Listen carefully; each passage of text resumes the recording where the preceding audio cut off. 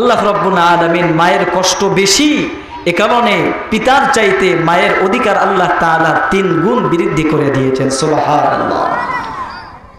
মায়ের অধিকার আল্লাহ তাআলা দিয়েছেন, 3 গুণ বৃদ্ধি করে দিয়েছেন। হযরত আবু হুরায়রা রাদিয়াল্লাহু তাআলা আনহু ইরশাদ করেন, আল্লাহ রাসূলের কাছে একজন ব্যক্তি আসলো। জাআ রাজুলুন ইলা রাসূলিল্লাহি সাল্লাল্লাহু আলাইহি ওয়াসাল্লাম। আল্লাহ রাসূলের কাছে এক ব্যক্তি আসলো, আসার পর বলছে, ইয়া রাসূলুল্লাহ, আমি দুনিয়ার ভিতরে সব থেকে ভালো ব্যবহার কার সাথে করব? সব থেকে ভালো ব্যবহার পাওয়ার হকদার বেশি কে? আল্লাহ রাসূল বললেন, উম্মুকা, তোমার মায়ের। ওই সাহাবী কিছুক্ষণ পর আবার জিজ্ঞাসা করলেন, থুম্মা আইয়ুন, এরপরে সব থেকে ভালো ব্যবহার পাওয়ার হকদার বেশি কে?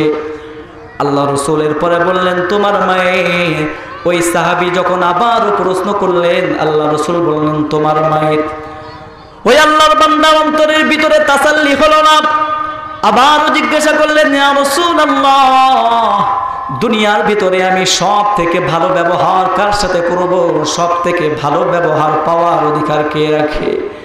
আল্লাহ রাসূলের পরে বললেন, আবুকা, তোমার পিতার।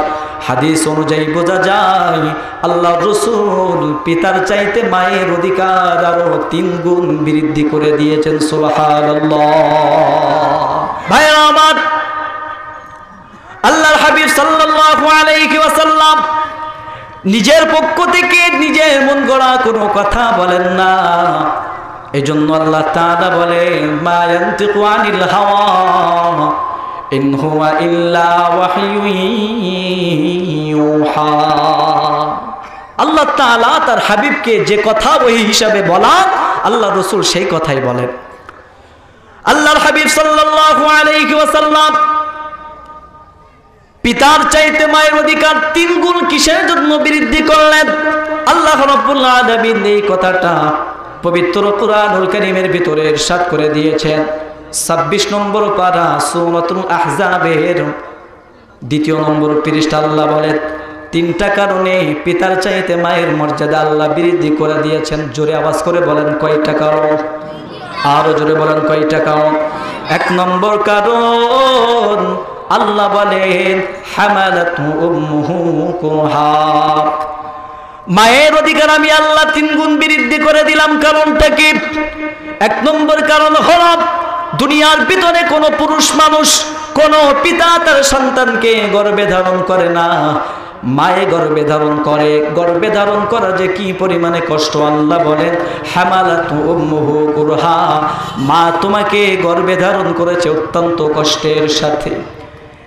একজন নারীর গর্ভে যখন সন্তান চলে আসে, ওই নারীর স্বাভাবিক অবস্থার পরিবর্তন হওয়া শুরু হয়ে যায়। ঠিকমতো খাইতে পারে না, বমি বমি ভাব হয়ে যায়। প্রচন্ড ক্ষুধা নিয়ে যখন মা খাইতে বসেছেন, এত প্রচন্ড ক্ষুধা লেগেছে, মা খাইতে বসেছেন, কিন্তু ওই সময় পেটের ভিতরে মোচড় দিয়ে উঠেছে। মা প্রচন্ড ক্ষুধা নিয়ে থাকা সত্ত্বেও মা খাইতে পারল না। সারাটা দিন সংসারের কাজগুলো করার পর শরীরটা যখন দুর্বল হয়ে যায়, ক্লান্ত শ্রান্ত শরীর নিয়ে মা যখন ঘুমের বিছানায় চলে যায়, মা একটু আরাম ফারাইবেন, হঠাৎ করে সন্তান মায়ের পেটের ভিতরে লাথি দিয়া দিয়েছে, হাঁটু দিয়ে গুতা মেরে দিয়েছে। মা ঘুমাইতেও পারে নাই। আল্লাহ রাব্বুল আলামিন বলেন, মা যে সন্তানকে এই কষ্টের সাথে গর্ভে ধারণ করার কারণে খাইতে পারলো না, ঘুমাইতে পারলো না রে, আল্লাহ তাআলা বলেন, সারাটা রাত জেগে জেগে ইবাদত করলে যে সওয়াব হয়, আমি আল্লাহ মায়ের আমলনামায় সারা রাত জেগে জেগে ইবাদত করার সওয়াব উঠায়া দিব। আল্লাহ রাব্বুল আলামিনের জন্যই বললেন, মায়ের অধিকার আমি আল্লাহ কিসের জন্য বৃদ্ধি করলাম? 1 নম্বর কারণ হলো, দুনিয়ার ভিতরে কোনো পুরুষ মানুষ সন্তান গর্ভে ধারণ করে না, মা সন্তানকে গর্ভে ধারণ করে। এ কারণে আমি আল্লাহ পিতার চাইতে মায়ের মর্যাদা আরো 3 গুণ বৃদ্ধি করে দিয়েছি। আপনারা সুবহানাল্লাহ সকলেই বললেন না, তার মানে কষ্ট হচ্ছে আপনাদের। একবার যদি কেউ সুবহানাল্লাহর আওয়াজ দেয়, আল্লাহ রাব্বুল আলামিন তার জন্য জান্নাতের ভিতরে ছোট না বিশাল বিশাল বিশাল আকৃতির একটা গাছ রোপণ করে দেয়। গাছটা কি আপনার আমার লাগানো হাতের গাছের মতো হবে? কত বড় গাছ হবে!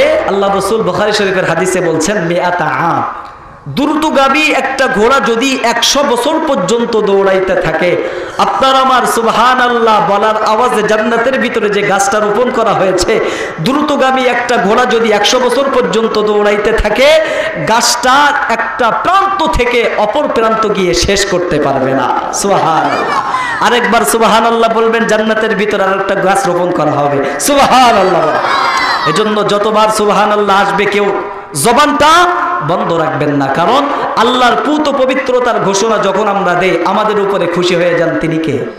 আরে ভাই, দুনিয়ার ভিতরে কোনো মানুষের প্রশংসা যদি করা হয়, তার অন্তরের ভিতরে খুশি হয় না কষ্ট হয়? সে খুশি হয় না রাগ হয়? খুশি হয়। তাহলে আল্লাহ অনুরূপ, আল্লাহ খুশি হয়ে যায়। আমরা সকলে আল্লাহর সন্তুষ্টি কামনা করি।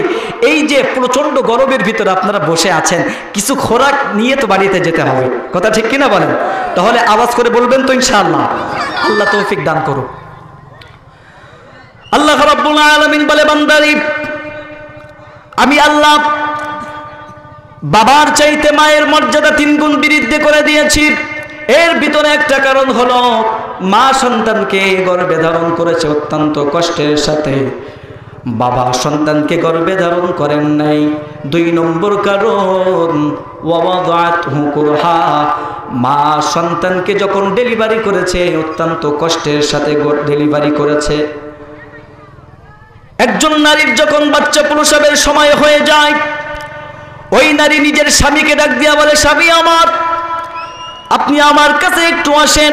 স্বামী যখন স্ত্রীর নিকটবর্তী হয়ে যায়, ওই স্ত্রী তখন স্বামীর কানে কানে বলে, স্বামী আমার, দীর্ঘদিন যাবৎ আপনার সাথে সংসার করেছি, আমার অজান্তে অনেক সময় আপনার হক নষ্ট হয়েছে, আল্লাহর রাস্তায় আমাকে ক্ষমা করে দিয়েন। স্বামীর থেকে বিদায় নিয়ে স্ত্রী যখন চলে যায়, ডেলিভারির স্থানে যখন চলে যায়, অনেক সময় দেখা যায় ডেলিভারির সময় অনেক মা দুনিয়া থেকে বিদায় হয়ে যায়। মা আমার ডেলিভারির সময় জিহাদের ময়দানের মতো রক্তাক্ত হয়ে যায়। আল্লাহ রাব্বুল আলামিন বলে, ডেলিভারির সময় যদি কোনো নারী দুনিয়া থেকে বিদায় হয়ে যায়, আমি আল্লাহ ওই নারীর আমলনামায় একটা শাহাদাতের মর্যাদার সওয়াব উঠায়া দিব। একটু মনোযোগ দিয়ে শোনেন কথাটা।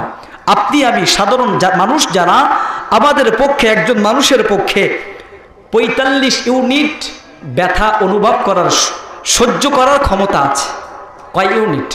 45। এর অধিক যদি কষ্ট হয়, তাহলে সেই মানুষটা হয়তো বা বেহুশ হয়ে যাবে, অন্যথায় মারা যাবে। কিন্তু আমার আপনার মা আপনাকে আমাকে যখন দুনিয়ার আলো দেখাইতে গিয়া, যখন দুনিয়াতে আপনাকে আমাকে নিয়ে আসবেন, ওই সময় আমার আপনার মা 45 ইউনিট নয়, 57 ইউনিটের বেশি কষ্ট সহ্য করেছে। কি পরিমাণে কষ্ট সহ্য করেছেন! আল্লাহ তাআলা বলেন, যদি কোনো নারী সন্তান প্রসব করতে গিয়ে মারা যায়, শাহাদাতের মর্যাদা হবে। আর কেউ যদি সুস্থ থাকে, একজন মানুষ জিহাদের ময়দানে শরীক হওয়ার পর সে যদি ফিরে আসে, গাজী হিসাবে ফিরে আসে, তার যে সওয়াব হয়, আমি আল্লাহ ওই মায়ের আমলনামায় একজন গাজী নারীর সওয়াব উঠায়া দিব। সুবহানাল্লাহ। এজন্য 2 নম্বর কারণ হলো, আল্লাহ তাআলা বলেন মায়ের মর্যাদা আমি আল্লাহ যে বৃদ্ধি করেছি। 2 নম্বর কারণ হলো, মা সন্তানের ডেলিভারি করেছে, পিতা কিন্তু সন্তানের ডেলিভারি করে নাই। 3 নম্বর কারণ হলো, ওয়াহামলুহু ওয়া ফিসালুহু 30 শাহরা, একজন সন্তান যখন দুনিয়াতে ভূমিষ্ঠ হয়ে যায়, আল্লাহ রাব্বুল আলামিন বলেন ওই সন্তান এতটাই দুর্বল থাকে, সন্তান দুনিয়ার কোনো মানুষের তৈরি করা খাদ্য খেতে পারে না। কোনো চিকিৎসা বিজ্ঞানীও মায়ের খাবার সন্তানের খাবার সরবরাহ করতে পারে না। আল্লাহ রাব্বুল আলামিন বলে, ও সন্তান, তুমি এতটাই দুর্বল ছিলা, কান্না ছাড়া তোমার কোনো গতি ছিল না। আল্লাহ রাব্বুল আলামিন বলেন, আমি তোমার বাঁচায় রাখার জন্য সুন্দর মতো তোমার মায়ের বুকের ভিতরে দুগ্ধের ব্যবস্থা করলাম। আল্লাহ রাব্বুল আলামিন বলে এই মা তোমাকে দুগ্ধ পান করিয়েছে, কিন্তু দুনিয়ার কোনো পুরুষ মানুষ তোমার দুগ্ধ পান করায় নাই। আল্লাহ রাব্বুল আলামিন বলে বান্দারে এই তিনটা বিশেষ কারণে আমি আল্লাহ পিতার চাইতে মায়ের মর্যাদা 3 গুণ বৃদ্ধি করে দিয়েছি। এজন্য আল্লাহ রাব্বুল আলামিন বলেন ওয়া ক্বাযা রাব্বুকা আল্লা তা'বুদু ইল্লা ইয়্যাহু ওয়া বিল ওয়ালিদাইনি ইহসানা। পিতা মাতার সাথে সদাচরণ করবা। মোহতারাম হাজিরিন, পিতা মাতার সাথে যদি সন্তান ভালো ব্যবহার করে আল্লাহ রাব্বুল আলামিন ওই সন্তানকে দুনিয়াতেই 5টা পুরস্কার দান করে দেয়। সুবহানাল্লাহ, চিল্লায়ে আওয়াজ করে বল। হাকিমুল উম্মাত মুজাদ্দিদুল মিল্লাত আল্লামা শাহ আশরাফ আলী থানভী রাহমাতুল্লাহি আলাইহি লিখেন সন্তান যদি পিতামাতার খেদমত করে আল্লাহ রাব্বুল আলামিন ওই সন্তানকে দুনিয়ার জিন্দেগিতে 5টা পুরস্কার দান করে। 1 নম্বর পুরস্কার হলো আল্লাহ রাব্বুল আলামিন পৃথিবীর জমিনে বান্দাদেরকে প্রেরণ করেছেন। দুনিয়ার ভিতরে আপনারা এখানে যারা বসে আছেন, আপনারা কি কেউ দুনিয়া থেকে বিদায় হতে চায় না দীর্ঘদিন আমরা বাঁচতে চাই? কোনটা চাই? দীর্ঘদিন ধরে আমরা দুনিয়াতে বাঁচতে চাই। এমনকি লাগাতার 10টা 20টা বছর পর্যন্ত যে সমস্ত মানুষেরা বিছানায় পড়ে আছে ওই মানুষরাও পর্যন্ত কিন্তু মৃত্যুবরণ করতে চায় না। সকলেই চায় আমার হায়াত বৃদ্ধি হোক, লম্বা হায়াত পেয়ে যায়। আল্লাহ রাব্বুল আলামিন বলে গোলাম পিতা মাতার খেদমত কর। পিতা মাতার খেদমত যে সন্তান দুনিয়ার জিন্দেগিতে করবে আল্লাহ রাব্বুল আলামিনের হাবিব বলেন আল্লাহ রাব্বুল আলামিন ওই সন্তানের হায়াত 100 গুণে বৃদ্ধি করে দেয়। সুবহানাল্লাহ। 2 নম্বর পুরস্কার হলো দুনিয়ার ভিতরে মানুষ যারা আছে সুখ দুঃখ হাসি কান্না সব কিছু মিলাই হলো জীবন। দুনিয়ার ভিতরে আমরা যারা মানুষ আছি আমাদের জীবনে বালা মুসিবত আছে না নাই? সংসারের ভিতরে একজন মানুষের উপার্জিত টাকার মাধ্যমে সংসার পরিচালিত হয়। লাগাতার অসুস্থতার ভিতরে সময় কাটায়। আল্লাহ বলেন রে গোলাম আমি আল্লাহ তোকে বালা মুসিবতের মাধ্যমে পরীক্ষা করে থাকি। বান্দারে তোর উপর থেকে যদি বালা মুসিবত থেকে তুমি পরিত্রাণ পেতে চাও পিতা মাতার খেদমত করে জীবনটা ধন্য বানাও। ওরে সন্তান পিতা মাতার খেদমত যদি করতে পারো আমি আল্লাহ ওয়াদা দিলাম রে তোর উপর থেকে আমি আল্লাহ যাবতীয় বালা মুসিবত থেকে হেফাজত করব। আল্লাহ তাআলা পিতামাতার খেদমতকারী বান্দাদের সম্পর্কে বলেছেন পিতামাতার খেদমত করলে বালা মুসিবত থেকে হেফাজত করবে কে? 3 নম্বর আল্লাহ তাআলা যে পুরস্কার প্রদান করবেন দুনিয়ার ভিতরে মানুষেরা সম্মানের চেয়ার পাওয়ার জন্য, সম্মানের পদ পাওয়ার জন্য, সম্মানের চেয়ারে সমসীন হওয়ার জন্য কি পরিমাণে কষ্ট করে, সরকারি চাকরি পাওয়ার জন্য কি পরিমাণে পরিশ্রম করে, চেয়ার পাওয়ার জন্য কি পরিমাণে চেষ্টা করে, মসজিদ মাদ্রাসার সভাপতি সেক্রেটারি হওয়ার জন্য কি পরিমাণে পরিশ্রম করে। আল্লাহ তাআলা বলেন রে গোলাম পিতা মাতার খেদমত কর আমি আল্লাহ তোর সম্মানকে আমি 1000 গুণ বৃদ্ধি করে দিব। 4 নম্বর যে পুরস্কার আমরা এখানে যারা বসে আছি ও মুসলমান আমার কথার একটু জবাব দেন, আমরা কি কোনোদিন আল্লাহকে দেখছি নাকি? রসুলকে দেখছি নাকি? আল্লাহ এবং তার রসুলকে না দেখে বিশ্বাস স্থাপন করেছি কিনা? কিন্তু মনে কি চায় না আল্লাহকে দেখি নাই রসুলকে দেখি নাই কিন্তু আল্লাহ এবং তার রসুলের মহব্বত আমাদের অন্তরের ভিতরে আছে না নাই? জীবনে একটাবার হলেও সোনার মদিনা বাইতুল্লাহ জিয়ারতের ইচ্ছা আমাদের অন্তরে আছে না নাই? আল্লাহ রাব্বুল আলামিন বলেন গোলাম ওরে বান্দা চিন্তা করিস না রে গোলাম তোদের পক্ষে সকলের জন্য 5-7 লক্ষ টাকা খরচ করে বাইতুল্লাহ জিয়ারতের সৌভাগ্য হবে না। ওরে সন্তান বাইতুল্লাহ জিয়ারতের তৌফিক যদি পেতে চাও, সামর্থ্য যদিও না থাকে তোর ঘরের ভিতরে তোর সংসারে বৃদ্ধা মা বাবা বেঁচে আছে, তাদের খেদমত করে দোয়া নে। আমি আল্লাহ ওয়াদা দিলাম রে, জীবনে একবার হলেও তোর জন্য বাইতুল্লাহ জিয়ারতের তৌফিক আমি আল্লাহ নসিব করে দিব। আমরা যে মুসলমান হয়েছি, লা ইলাহা ইল্লাল্লাহ মুহাম্মাদুর রাসূলুল্লাহ, এই কথার স্বীকৃতি প্রদানের মাধ্যমে আমাদের সকলের নামটাকে মুসলমানদের খাতায় লিপিবদ্ধ করেছি। আল্লাহ রাব্বুল আলামিন বলে, বান্দারে শুধুমাত্র ঈমানদার হলেই জান্নাত পাওয়া যাবে না, শুধুমাত্র মুসলমান হয়ে গেলেই সরাসরি মৃত্যুর পর জান্নাতে যাওয়া যাবে না। আল্লাহ রাব্বুল আলামিনের হাবিব বলেন, শেষ ভালো যার সব ভালো তার। ও বান্দা, পিতা মাতার খেদমত যদি তুমি করতে পারো, মৃত্যুর জন্য মালাকুল মউত যখন তোমার সামনে হাজির হয়ে যাবে, তোমার জানটা যখন কবজ করার জন্য মালাকুল মউত তোমার শিওরে হাজির, আল্লাহ বলেন, গোলাম পিতা মাতার খেদমত যদি করতে পারো, আমি আল্লাহ মালাকুল মউত তোমার সামনে যখন হাজির হয়ে যাবে, তোমার সামনে যখন জানটা রুহটা কবজ করার জন্য যাবে, ওই সময় তোমার জবান দ্বারা আমি আল্লাহ কালিমায়ে তয়্যিবা জারি করে দিব, লা ইলাহা ইল্লাল্লাহু মুহাম্মাদুর রাসূলুল্লাহ সাল্লাল্লাহু আলাইহি ওয়াসাল্লাম। পিতামাতার খেদমত করলে পরে আল্লাহ কয়টা পুরস্কার দিবে? জোরে বলেন না, কয়টা দিবে? আরে ভাই, ঘটনা বললে তো শেষ হয়ে যাবে, চোখ দ্বারা পানি বের হবে। কিন্তু আজকের যে আয়োজনটা সফল কাম হবে কখন? যখন এইখান থেকে কিছু শিক্ষা অর্জন করে গিয়ে বাড়িতে আমল করতে পারবো তখন। ঠিক কিনা বলেন? কিছু সবক বাড়িতে নিয়ে যেতে হবে না? হবে। আজকের মাহফিলগুলো কি হয়ে গেছে জানেন? সমাজের ভিতরে ওয়াজ নসিহতের সংখ্যা কিন্তু কম হয় না, কিন্তু মানুষের ভিতরে পরিবর্তন কমছে না বাড়ছে? পরিবর্তন কিন্তু বেশি হয় নাই। কারণ কি জানেন? কানসুক ওয়াজ শুনতে যাই, মাকসাদ থাকে ভিন্ন। যাব বক্তার কণ্ঠ ভালো কিনা, চেহারা সুরত সুন্দর কিনা, টেবিল থাপলাইতে পারি কিনা, এইগুলো হচ্ছে মাকসাদ। এ কারণে যে ওয়াজটা শোনাটা আমাদের জন্য সফল কাম হয়ে যাইতো, সফলতার মানদণ্ড হয়ে যাইতো, সেই ওয়াজ শোনাটা আজকে আমাদের বিভ্রান্তির কারণ হয়ে যাইতেছে। ভাইরা আমার, আল্লাহ রাব্বুল আলামিন বললেন, বান্দারে পিতামাতার খেদমত যদি করতে পারো, মা বাবার সাথে যদি ইহসান করতে পারো, আমি আল্লাহ তোমাদেরকে পুরস্কার দিব। এর ভিতরে একটা পুরস্কার হলো, আমি আল্লাহ তোমাদেরকে বালা মুসিবত থেকে হেফাজত করব। 5টা পুরস্কার দিবেন। এই 5টা পুরস্কারের ভিতর থেকে প্রত্যেকটার পিছনে আলাদা আলাদা দলিল আছে, কিন্তু আমি সেদিকে যাব না, অল্পতেই আমি শেষ করে দিব। বালা মুসিবত, পিতামাতার খেদমত বালা মুসিবত থেকে মুক্তির উপায়। পিতামাতার খেদমত করলে আমাদের উপর থেকে বালা মুসিবত দূর করে দিবেন কে? আপনাদের আওয়াজ কমে গেছে, মানে কষ্ট হচ্ছে, চিল্লায় বলেন তিনি কে? বুখারী শরীফের একটা হাদিস শোনায়।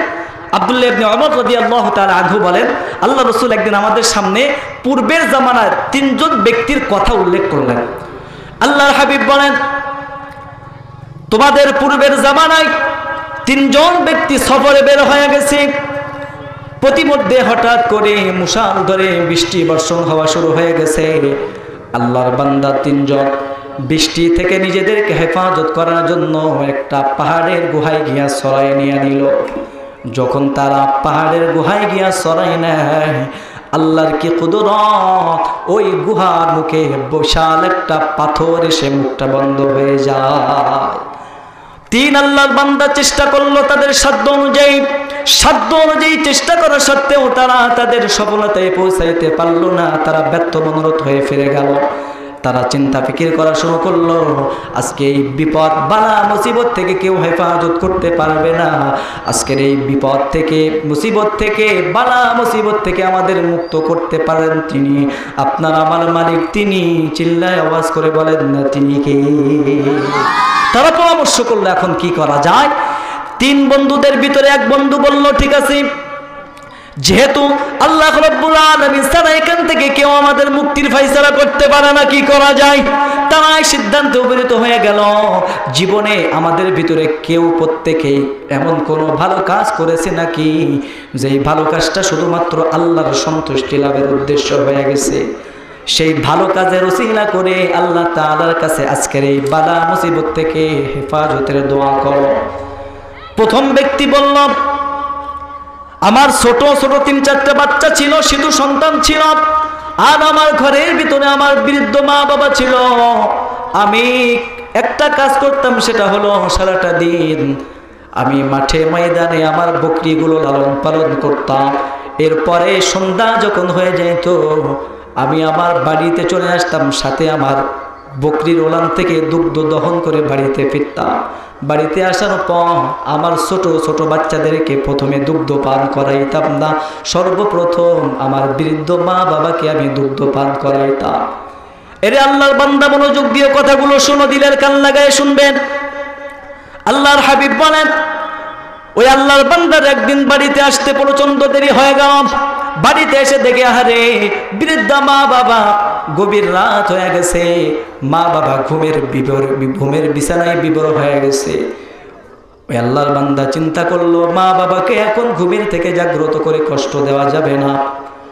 কিন্তু সে দৃঢ় প্রতিজ্ঞাবদ্ধ হলো, যতক্ষণ না পর্যন্ত আমার মা বাবাকে আমি দুগ্ধ পান করাইতে না পারবো, ততক্ষণ পর্যন্ত আমার ছোট ছোট বাচ্চাদের মুখের ভিতরে আমি দুধ উঠাইয়া দিব না। এর আল্লাহর বান্দা, ওই সন্তান মা বাবার মাথার পাশে দাঁড়ায় দাঁড়ায় দুধের গ্লাসটা নিয়ে দাঁড়ায় দাঁড়ায় রাতের বেলা পাহারা দিতেছে, কখন মা জাগ্রত হবে। রাত গভীর হইতেছে, সারাটা দিন ছোট ছোট বাচ্চারা না খাওয়া, প্রচন্ড ক্ষুধার কারণে পিতার পায়ের কাছে ছোট ছোট সন্তান তারা ছটফট করতেছে, জমিনের ভিতরে গড়াগড়ি খায়। কিন্তু পিতা কেমন নিয়ত করছে, মা বাবাকে দুগ্ধ পান না করা পর্যন্ত ছোট ছোট বাচ্চাদেরকেও দুধ পান করাবেন না। রাত গভীর হইতেছে, এক পর্যায়ে হঠাৎ করে মুয়াজ্জিনের কণ্ঠের আওয়াজ, আসসালাতু খায়রুম মিনান নাওম। ফজরের আজান যখন হয়ে গেল, মা বাবা ঘুম থেকে জাগ্রত হলেন। সন্তান তখন মা বাবাকে দুগ্ধ পান করানোর পর তার ছোট ছোট বাচ্চাদেরকে দুগ্ধ পান করায়। আল্লাহ রাব্বুল আলামিনের কাছে ওই সন্তান দোয়া করে, রব্বুল আলামিন, ওই দিনের এই আমলটা শুধুমাত্র আপনার সন্তুষ্টির লাভের উদ্দেশ্য ছিল রে আল্লাহ। ওই দিনের ওই ইবাদতটা যদি আপনার দরবারে কবুলিয়াতের দরজা পেয়ে যায়, ওই দিনের ইবাদতের ওসিলা করে আজ এই কঠিন মুসিবত থেকে আমাকে হেফাজত করো। আল্লাহর কি কুদরত! আল্লাহ রাব্বুল আলামিনের কাছে ওই ভালো কাজের মাধ্যমে ওসিলা তালাশ করে আল্লাহ তাআলার কাছে দোয়া করতে দেরি হয়, মুহূর্তের ভিতরে ওই যে পাথরের চাপা পড়ে যে গুহার ভিতরে আটকায়া ছিল, সন্তান দোয়া করার সাথে সাথে ওই পাথরটা ওই গুহার মুখ থেকে অল্প সরে যায়। পিতামাতা খেদমতের ওসিলা করে দোয়া চেয়েছে, মুহূর্তের ভিতরে দোয়াটা কবুল করে নিয়েছেন। তিনি কে? আল্লাহ। ভাইরা আমার, দ্বিতীয় ব্যক্তি আল্লাহ তাআলার কাছে আরজি পেশ করে বললেন, রব্বুল আলামিন, আমার একটা অতিশয় সুন্দরী চাচাতো বোন ছিল, যার রূপে এত পরিমাণে সৌন্দর্যতা ছিল, আমি তার প্রতি অত্যন্ত আকৃষ্ট ছিলাম, তাকে বলে মহব্বত করতাম, তাকে বড় ভালোবাসতাম। আমি একদিন তাকে প্রেমের প্রস্তাব দিলাম, কিন্তু সে আমার প্রস্তাবকে গ্রহণ করে না।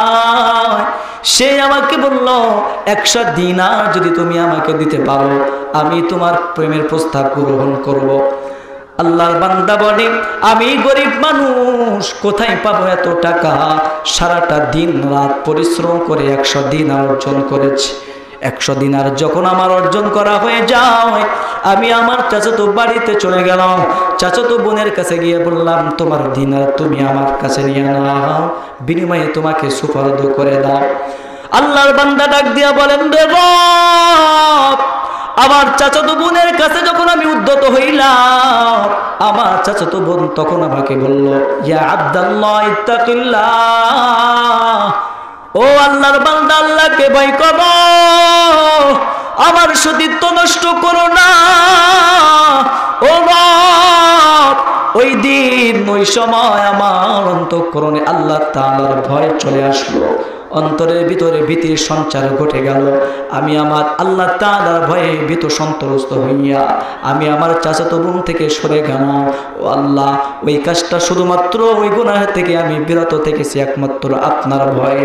ওই দিনের ইবাদতটা আমলটা যদি আপনার দরবারে কবুল হয়ে যায়, এই কঠিন মুসিবত থেকে আমাদেরকে হেফাজত করো। আল্লাহর বান্দা যখন দোয়া করেছে, মুহূর্তের ভিতরে ওই পাথরটা আরো অল্প পরিমাণে সরে যায়। আপনারা কথা বুঝতেছেন? আপনাদের কষ্ট হচ্ছে নাকি? আলোচনা কি শেষ করে দিব না অল্প সময় বলবো? আপনারা কষ্ট পাচ্ছেন না তো? দেখি কারা কারা শুনতে রাজি আছেন, হাত জাগান তো দেখি। লিল্লাহি তাকবীর।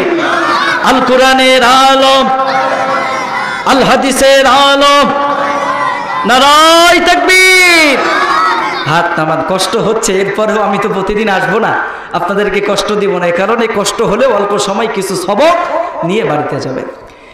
তৃতীয় ব্যক্তি আল্লাহর বান্দা বলল, আমি একদিন এক ব্যক্তিকে বললাম, তুমি যদি আমাকে একটা কাজ করে দাও, বিনিময়ে এই যে পাত্র দেখতেছো, এই পাত্র ভর্তি চাউল তোমাকে আমি দিব।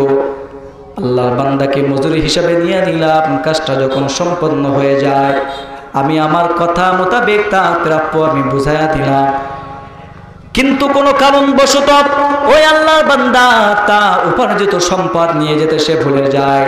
আমি কি করলাম, তার যে প্রাপ্য আছে অংশটুকু দ্বারা একটা গরু ক্রয় করলাম, বাছুর ক্রয় করলাম, এরপরে লালন পালন করা শুরু করলাম। দীর্ঘদিন যাবার পর ওই গাভীর বাচ্চা হওয়া শুরু হয়ে যায়।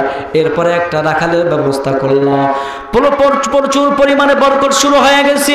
হঠাৎ করে একদিন ওই আল্লাহর বান্দা আমার দরবারে হাজির হয়ে যায়। আমাকে ডাক দেয়া বলে, আল্লাহর বান্দা, আমি অমুক দিন তোমার কাজ করে দিয়েছিলাম, বিনিময় নেই নাই। তুমি আমার প্রতি জুলুম করো না, আমার হক তুমি আমারে বুঝাইয়া দাও। তখন আমি বলেছিলাম, এই যে রাখাল দেখতেছো, গরু দেখতেছো, এটা তোমার হক, তুমি তোমার বাড়িতে চলে যাও। তখন আল্লাহর বান্দা আমাকে বলেছিলেন, তুমি কি আমার সাথে মস্করা করো, আমার সাথে ঠাট্টা বিদ্রুপ করতেছো? আমি তাকে বলেছিলাম, না না, এটা তোমার সে উপার্জিত সম্পদ থেকে তোমার পাওনা, এটা তুমি বাড়িতে নিয়ে চলে যাও। আল্লাহকে ডাক দিয়া বলেন, রে রব, ওই দিনের ওই কাজটা করেছিলাম তোমার সন্তুষ্টি লাভের আশা। ও আল্লাহ, ওই কাজে যদি আপনি আমার উপরে খুশি হয়ে যান, ওই কাজের ওসিলা করে আজকের এই মুসিবত থেকে হেফাজত করে। আল্লাহর বান্দা যখনই ওই কাজের বিনিময়ে আল্লাহ তাআলার কাছে দোয়া করেছে গো, মুহূর্তের ভিতরে ওই যে গুহার ভিতরে যেই পাথর চাপা পড়েছিল, মুহূর্তের ভিতরে তাদের পাহাড়ের গুহা থেকে ওই পাথরটা সরে উন্মুক্ত হয়ে যায়। এই ঘটনা থেকে কি শিক্ষা নিলাম? পিতামাতা খেদমতের ওসিলা করে দোয়া করেছে, সেই দোয়াটা কবুল করে নিয়েছেন তিনি কে? আল্লাহ। মোহতারাম হাজিরিন, এ কারণে আল্লাহ রাব্বুল আলামিন বলেন, গোলাম ওয়াবিল ওয়ালিদাইনি ইহসানা, মা বাবার সাথে ভালো ব্যবহার করো, মা বাবার সাথে ইহসান করো। আল্লাহ রাব্বুল আলামিন পবিত্র কুরআনুল কারীমের উন্নত আয়াতে বলেন, ওয়া ইয আখাযনা মিসাকা বনি ইসরাঈলা লা তা'বুদুনা ইল্লাল্লাহ ওয়া বিল ওয়ালিদাইনি ইহসানা। আল্লাহ রাব্বুল আলামিন বলেন, আমি আল্লাহ বনি ইসরাঈলদের থেকে এই ওয়াদা নিয়েছি, এই প্রতিশ্রুতি গ্রহণ করেছি, তোমরা আল্লাহ ছাড়া অন্য কারো গোলামি করবা না, আর মা বাবার সাথে ইহসান করবা। মা বাবার সাথে ইহসানের ব্যাখ্যা হলো দুইটা। আল্লাহ রাব্বুল আলামিন বলেন ইহসানের বক্ত দুইটা। এক নম্বর হলো, ইম্মা ইয়াবলুগান্না ইনদাকাল কিবারা আহাদুহুমা আও কিলাহুমা فلا تقل لهما أف ولا تنهرهما وقل لهما قولا كريما। আল্লাহ রাব্বুল আলামিন বলে, মা বাবার সাথে ইহসান করো। ইহসান কাকে বলা হয়? আল্লাহ রাব্বুল আলামিন বলেন, তোমার পিতামাতা দুইজনের থেকে একজন অথবা উভয়জন যখন বার্ধক্যে উপনীত হয়ে যাবে তখন তোমরা তাদের সাথে খারাপ ব্যবহার করো না। ওয়ালা তাকুল লাহুমা উফ, তখন তারা বাচ্চাদের মতো হয়ে যায়।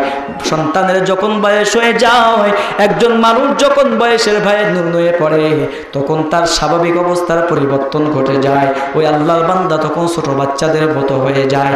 আল্লাহ রাব্বুল আলামিন বলে, বান্দারি তোমার পিতা মাতা উভয় অথবা একজন যখন বার্ধক্যে উপনীত হয়ে যাবে, তাদের অস্বাভাবিক আচরণের কারণে বিরক্ত বোধ হইয়া তুমি তাদেরকে বলো না উফ শব্দটুকু তাদের সামনে বলো না। ওয়ালা তানহারহুমা, তাদের ব্যবহারে অতিষ্ঠ হয়ে তোমরা তাকে ধমকও দিও না। কেমন ব্যবহার করবা? আল্লাহ বলেন ওয়াকুল লাহুমা কাওলান কারীমা, তাদের সাথে সম্মানসূচক শব্দ ব্যবহার করো। ওয়ালা তাকুল লাহুমা উফ, উফ শব্দটুকু বলো না। সারাটা দিন আপনি কষ্ট করেছেন, মা বাবা বৃদ্ধা হয়ে গেছে, বয়োজ্যেষ্ঠ হয়ে গেছে, বিছানায় পড়ে আছে দীর্ঘদিন যাবত। আপনি সারাটা দিন কষ্ট করার পর রাতের বেলায় যখন দুর্বল ক্লান্ত শরীর নিয়ে যখন ঘুমের বিছানায় চলে গেছেন, মা বাবা ব্যথার তাড়নায় চিৎকার করতেছে, আহ উহ করতেছে, ওই সময় তার প্রতি বিরক্ত বোধ হইয়া সহ্য করা যায়, কষ্ট হয়ে যাচ্ছে, এই শব্দটুকু তাদের সামনে ব্যবহার করো না। কারণ পিতামাতার কথা স্মরণ করো, যে সময় তুমি ছোট সন্তান ছিলা, তোমার কি পরিমাণে তোমার কষ্ট পিতামাতা সহ্য করে এ পর্যন্ত তোমাকে নিয়ে এসেছে। ভাইরা আমার, পিতামাতা এমন একজন নিয়ামত। আল্লাহ রাব্বুল আলামিনের হাবিব বলেন, মা বাবার সাথে খারাপ আচরণ করবা না, তাদের সাথে উফ শব্দটুকু বলো না। কারণ তোমার কথা করবে যদি মা বাবার অন্তরের ভিতরে কষ্ট লেগে যায়, তোমার জীবনটা মুহূর্তের ভিতরে বরবাদ করে দিবেন তিনি কে? এজন্য আল্লাহর হাবিব বলেন সালাতু দাওয়াতিল মুস্তাজাবা, তিন শ্রেণীর মানুষ এমন আছে যারা যে দোয়াটা করে মুহূর্তের ভিতরে আল্লাহ দোয়া কবুল করে নেয়। লা শাক্কা ফিহিন্না, দোয়াটা কবুল হবে কি হবে না এর ভিতরে কোনো সন্দেহ নাই, অবশ্যই দোয়া কবুল হয়ে যাবে। এক নম্বর হলো দাওয়াতুল মাজলুম, অত্যাচারিত ব্যক্তি যখন দোয়া করে মুহূর্তের ভিতরে আল্লাহর কাছে দোয়াটা মঞ্জুর হয়ে যায়। দুই নম্বর হলো দাওয়াতুল মুসাফির, মুসাফিরের ব্যক্তির দোয়া কবুল হয়ে যায়। তিন নম্বর ওয়া দাওয়াতুল ওয়ালিদাইনি লিওয়ালাদি, পিতা মাতা যদি সন্তানের জন্য দোয়া করে রে, পিতা মাতার দোয়াটা মুহূর্তের ভিতরে কবুল করে নেয় কে? তাদের দোয়াও কবুল, বদদোয়াও কবুল। দোয়া করলেও কবুল হবে, বদদোয়া করলেও কবুল হবে। এটা বোঝানোর জন্য একটা ঘটনা আপনাদেরকে শোনায় হাদিস থেকে। বনি ইসরাইলের ভিতরে একজন আবেদ ছিল, ইসমুহু জুরাইজ, তার নাম হলো জুরাইজ। ইবাদত করতে করতে এলাকার সমস্ত মানুষেরা তাকে আবেদ হিসেবে জানল। এলাকার মানুষদের ভিতরে তার সুনাম সুখ্যাতি ছড়িয়ে পড়ল। কিন্তু সমাজের ভিতরে একজন মানুষের সুনাম যখন চতুর্দিকে ছড়িয়ে পড়ে, বাংলাদেশের অবস্থা হলো এমন, তার ভালো মানুষেরা সহ্য করতে পারে না, ঠিক কিনা? মানুষের ভালো অন্য মানুষ সহ্য করতে পারে না। মানুষদের কাছে যখন জুরাইজের চর্চা হওয়া শুরু করে দেয়, একজন সুন্দরী রমণী সে বলে উঠলো, ঠিক আছে, এত প্রশংসা সহ্য করা যায় না, তার এই যে সুনাম সুখ্যাতি আমি মাটির সাথে ধসিয়ে দিব, তার চরিত্রের উপরে আমি কালিমা লেপনের চেষ্টা করব। ওই নারী চক্রান্ত করলো। এরে আল্লাহর বান্দা, দুনিয়ার ভিতরে মানুষ যত চক্রান্ত করুক না কেন, তাদের সমস্ত চক্রকে নস্যাৎ করে দিতে পারেন তিনি কে? যতই মানুষেরা চক্রান্ত করুক না কেন, সমস্ত চক্রান্ত থেকে হেফাজত করতে পারেন তিনি কে? وَمَكَرُوا وَمَكَرَ اللَّهُ وَاللَّهُ خَيْرُ الْمَاكِرِينَ।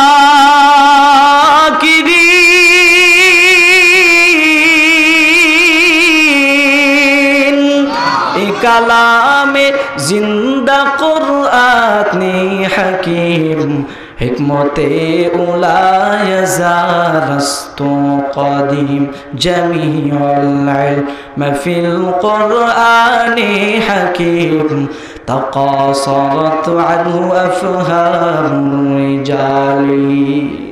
ভাইরা আমার, ওই নারী যখন চক্রান্ত করল, আল্লাহ রাব্বুল আলামিন কিভাবে তাকে চক্রান্ত থেকে হেফাজত করল? আল্লাহর বান্দা জুরাইজের নাম যখন চতুর্দিকে ছড়িয়ে পড়ল, এমন সময় তার মা একদিন জুরাইজের কাছে চলে আসলো। জুরাইজ ইবাদত করার জন্য, নির্জনতা অবলম্বন করার জন্য পাহাড়ের উপরে একটা ঘর নির্মাণ করেছে। সেখানে বসে বসে নির্জনে আল্লাহর ইবাদতে সময় কাটায়। একদিন হঠাৎ করে তার মা চলে আসলো। আসার পর জুরাইজের নাম ধরে ধরে ডাকতেছে আর বলতেছে, জুরাইজ বাবা আমার, আশরিবনি মা, আমি বড় তৃষ্ণার্ত পিপাসত্ব, আমাকে একটু পানি পান করাও। জুরাইজ তখন নামাজের ভিতরে। জুরাইজ চিন্তা করতে লাগলো, মা আমাকে ডাকতেছে, একদিকে মায়ের হক, আরেকদিকে আল্লাহর ইবাদতে মগ্ন, এখন আমি কোনটা ছেড়ে কোনটা করব? জুরাইজ বলে একটু পরেই নামাজটা শেষ করে মাকে পানি দিব। মা সন্তানকে আবারও ডাক দিলেন, জুরাইজ বাবা আমাদের একটু পানি পান করাও। জুরাইজ আবারও চিন্তা করতে লাগলেন, আমি নামাজটা শেষ করে নেই, এরপরে আমি মাকে পানি পান করাবো। কিন্তু মায়ের অন্তরের ভিতরে কষ্ট লেগে যায়। মা তখন আল্লাহর কাছে বদদোয়া করে ফেলছে, রব্বুল আলামিন আল্লাহুম্মা লা তুমিতহু হাত্তা তুরিয়াহুল মুমিসা। ও আল্লাহ, আমার সন্তান জুরাইজ, আমি আমার সন্তানকে গর্ভে ধারণ করেছি রে বাপ, আমার সন্তানকে গর্ভে ধারণ করেছি, কষ্টের সাথে ডেলিভারিও করেছি কষ্টের সাথে। আমার সন্তান আমার ডাকের সাড়া দিল না, পানিও পান করাইল না। আল্লাহ তোমার কাছে আমি দোয়া করলাম, আমার সন্তান জুরাইজকে আপনি মৃত্যুর আগে একবার হলেও তাকে জিনাকারীর অপবাদ না দিয়া তুমি তার মৃত্যু দিয়েন না। ওই মায়ের মুনাজাত সাথে সাথে কবুল করে নিয়েছেন কি? আল্লাহ কেমন করে তাকে এই জিনাকারের তোহমাত দিলেন, অপবাদ দিলেন শুনে। ওই নারী তখন চিন্তা করলেন, এর সুনাম সুখ্যাতি তো আর সহ্য করা যায় না। একদিন গভীর রাত ওই মহিলা চলে গেছে, জুরাইজের কাছে হাজির হয়ে গেছে। সেখানে যাওয়ার পর দরজায় নক করেছে। জুরাইজ ভিতর থেকে আওয়াজ দিয়ে বলল, কে? সে বলে, আপনি দরজা খুলেন, আপনার সাথে একটু কথা আছে। যখন দরজা ওপেন করা হলো, ওই নারী তখন ডাক দিয়া বলল, জুরাইজ সারাটা জীবন আল্লাহর ইবাদতে সময় কাটাইলা, একটু আমার দিকে নজর করে দেখ, আল্লাহ তাআলা আমাকে কত সুন্দর রূপ দান করেছে। এই রূপটা, আমার দেহটা, আমার শরীরটা তোমার জন্য বিলীন করে দিলাম, তুমি তোমার চাহিদা মিটায় নাও। ওই সময় জুরাইজ ডাক দিয়া বলে, না না, দুনিয়ার কোনো মানুষ দেখবে না, কিন্তু আমার আল্লাহ তো সব কিছু দেখবেন। ইন্নী আখাফুল্লাহ রাব্বাল আলামিন।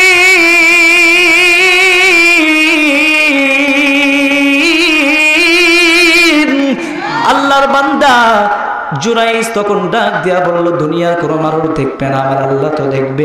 আর আল্লাহ তাআলাকে আমি বড় ভয় পাই, আমি পারবো না এই কাজ করতে, চলে যাও। ওই নারী তখন ব্যর্থ মনোরথ হওয়ার পর সেখান থেকে চলে গেল।